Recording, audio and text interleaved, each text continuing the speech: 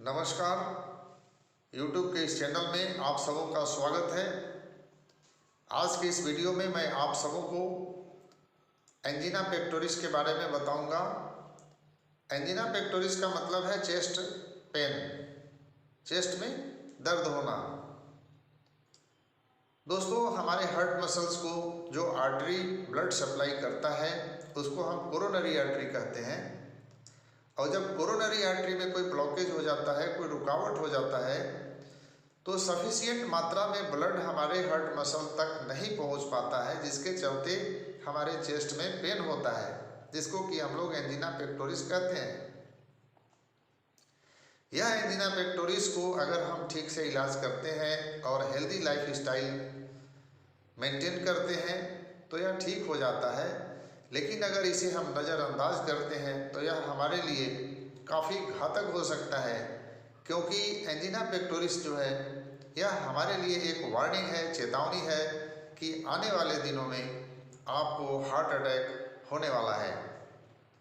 दोस्तों, एंजीना पेक्टोरिस दो तरह का होता है, स्टेबल एंजीना पेक्टोरिस और अनस्टेबल एंजीना पेक्टोरिस।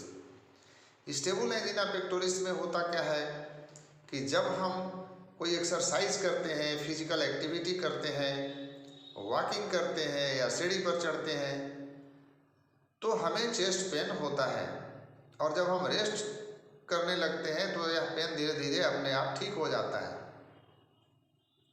और अनस्टेबल एंजीना पेक्टोरिस में क्या है कि जब चेस्ट पेन होता है तो रेस्ट करने के बाद भी ये ठीक नहीं होता है। अनस्टेबल एंजीना पेक्टोरिस ज़्यादा खतरनाक होता है।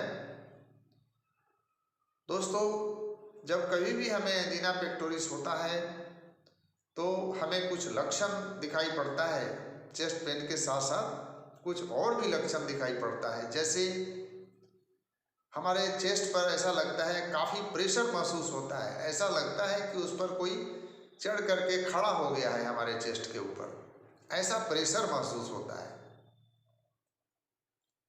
और यह जो पेन है हमारे गला के पास पहुंच जाता है, कंधों के पास पहुंच जाता है, बाहों तक पहुंच जाता है, पीठ में होने लगता है, जबड़ों में दर्द होने लगता है, कभी कभी तो एब्डोमेन में भी ये दर्द होता है।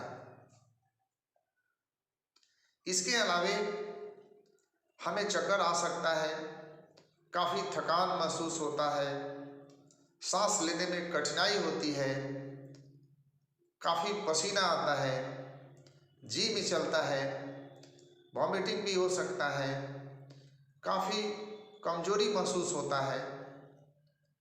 दोस्तों, एंजीना पेन्स को बढ़ाने के लिए कुछ फैक्टर्स हैं जो रिस्पॉन्सिबल होते हैं।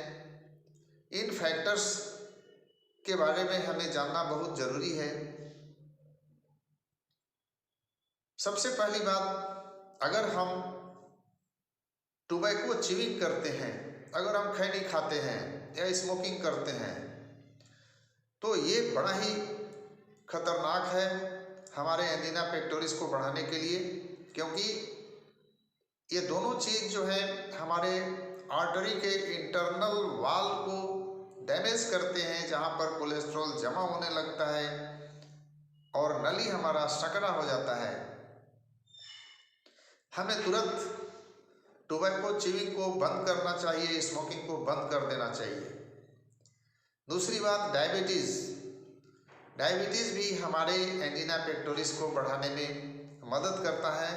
अगर हम डायबिटीज़ हमें है तो उसे नॉर्मल बनाए रखना चाहिए। तीसरी बात, हाई ब्लड प्रेशर, अगर हमें ब्लड प्रेशर है तो यह भी हमारे कोलेस्ट्रॉल को बढ़ाता है, जो हमें एंजीना पेक्टोरिस को बढ़ाने में मदद करता है। तो हमें अपने ब्लड प्रेशर को भी नॉर्मल रखना चाहिए। उसके बाद हाई कोलेस्ट्रॉल और हाई ट्राइग्लिसराइड्स, ये जो फैक्टर दोनों हैं, ये दोनों का दोनों हमारे आर्टरी को ब्लॉकेज करने में मदद करते हैं।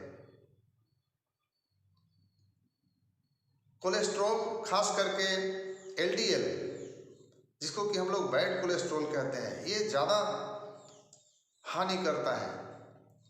तो जब कहीं भी हमारा कोलेस्ट्रॉल बढ़ा हुआ हो तो हमें खान पान में तुरंत सुधार कर लेना चाहिए। अगर हम कोई फैटी फूड खाते हैं उसे बंद कर देना चाहिए। किसी भी तरह का एनिमल फूड्स जो है उसे बंद कर देना चाहिए। इसके अलावे अगर हम एक्सरसाइज नहीं करते हैं दोस्तों, अगर हम एक्सरसाइज नहीं करते हैं तो हमारा कोलेस्ट्रॉल बढ़ने लगता है, हम डायबिटिक हो सकते हैं, हमारा ब्लड प्रेशर बढ़ सकता है, हम मोटापा का शिकार हो सकते हैं। और ये सारे के सारे फैक्टर्स जो हैं हमारे एंजीना पेन को बढ़ाने में सहायक होते हैं। इसलिए हमें एक्टिव लाइफ स्टाइल बिताना चाहिए, एक्सरसाइज करना चाहिए। सुबह सुबह कम से कम 1 घंटा पैदल चलें, 5 किलोमीटर कम से कम पैदल चलें, और इसके अलावे आधा घंटा के लिए योग कर लें और इसे अपने दिनचर्या में शामिल कर लें। इसके अलावे अगर हम मोटापा का शिकार हैं तो मोटापा को कंट्रोल करना चाहिए, क्योंकि ये भी हमारे एंजीना पेन्स को बढ़ाते हैं।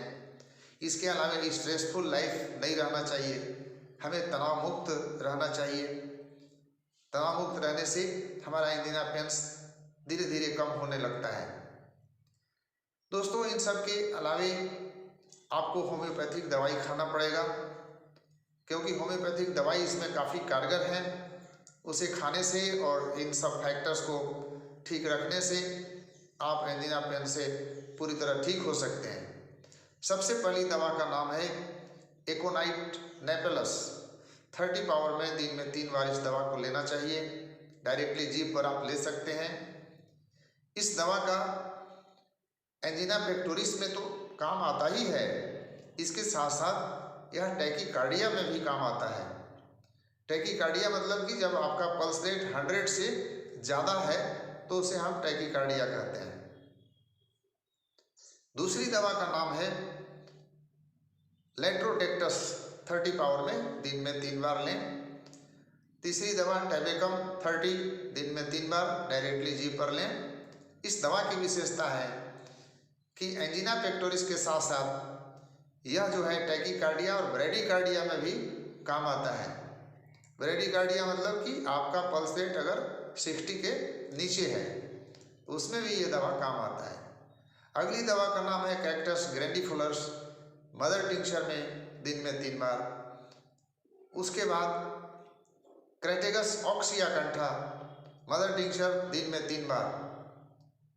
दोस्तों, इन सब दवाओं का अगर आप उपयोग करते हैं और आवश्यक सावधानी अगर बरतते हैं तो आप एंजीना पेन्स से पूरी तरह ठीक हो जाते हैं और भविष्य में होने वाले हार्ट अटैक से बच सकते हैं, अपने आप को बचा सकते हैं। दोस्तों, आज के लिए बस इतना ही। अगले वीडियो में हम एक नए डिजीज़ और इसका होम्योपैथिक इलाज के साथ पुनः उपस्थित होंगे। तब तक के लिए नमस्कार। आप सब स्वस्थ रहें। बहुत बहुत धन्यवाद।